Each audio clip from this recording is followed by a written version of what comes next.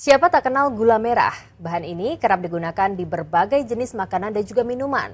Campuran gula merah tentunya membuat kuliner dan juga minuman makin lezat. Ya, tapi ternyata saudara ada gula merah yang dibuat dengan bahan berbahaya oleh oknum jahat. Dampaknya sangat berbahaya untuk tubuh. Di suatu hari yang biasa saja, nggak ada yang istimewa. Kami diajak teman ke sebuah lokasi yang agak terpencil di sekitar perkebunan kelapa.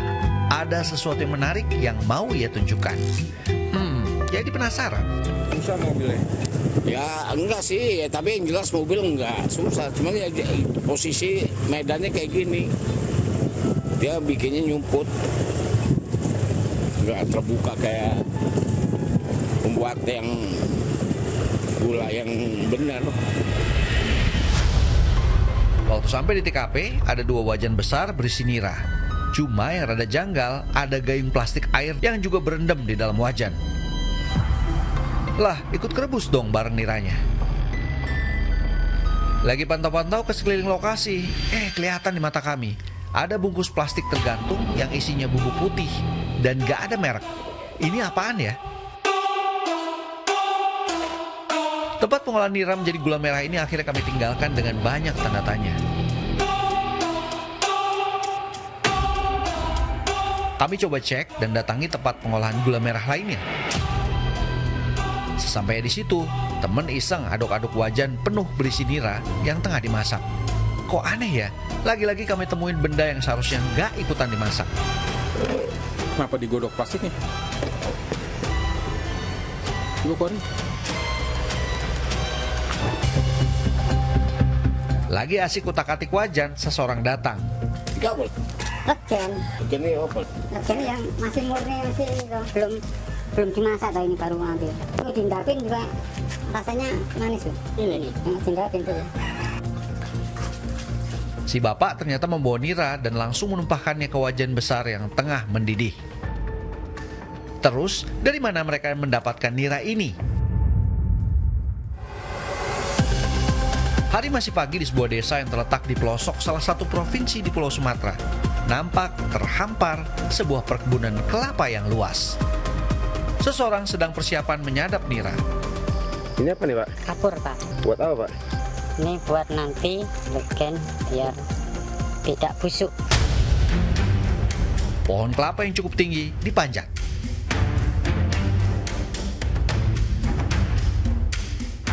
Panjat tanpa alat pengaman dan bekerja di ketinggian.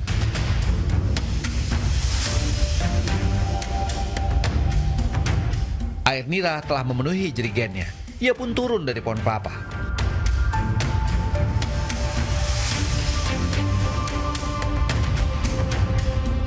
Masih ada yang kurang nih menurut si penyadap nira.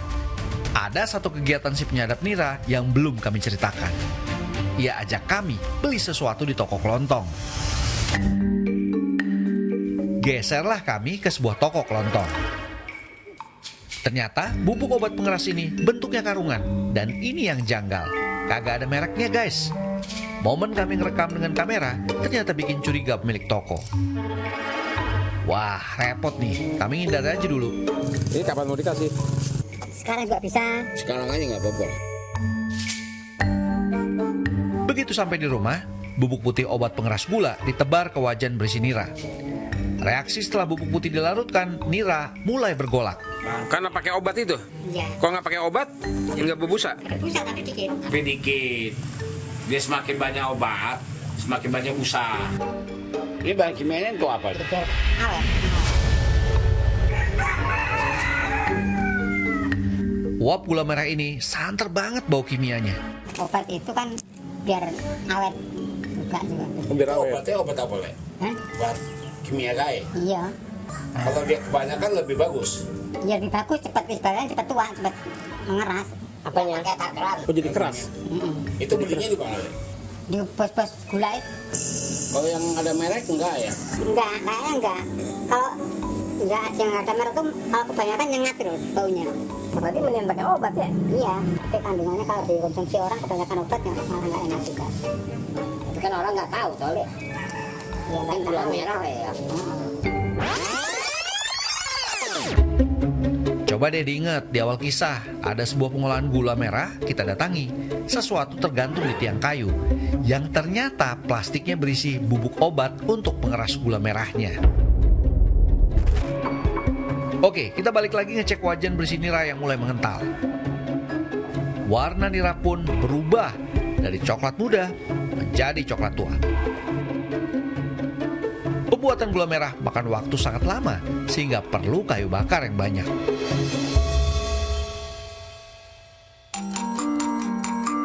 Jelang sore, kami balik lagi ke tempat pengolahan gula merah ini. Di situ, kami saksikan obat pengeras gula kembali dituang. Besokannya kami kembali lagi. Cairan gula merah dari masing-masing wajan disatukan. Kayu bakar ditambah agar pengentalan gula merah semakin cepat.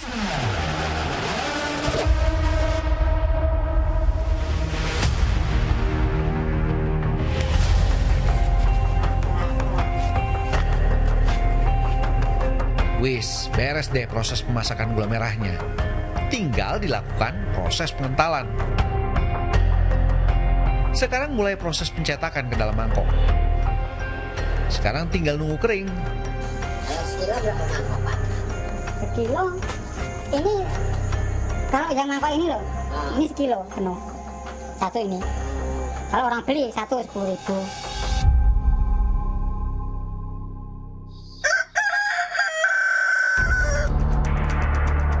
Dan finito, gula merah jadi deh. Paginya gula merah sudah ready to sell alias siap jual. Terus kami ngikutin deh istri si pembuat gula merah bawa barang dagangannya.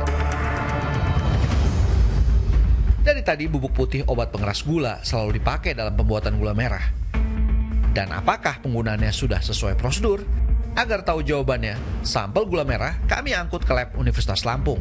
Jadi hasil pengecekan gula merah ini ternyata banyak sekali mengandung yang namanya senyawa sodium metabisulfit.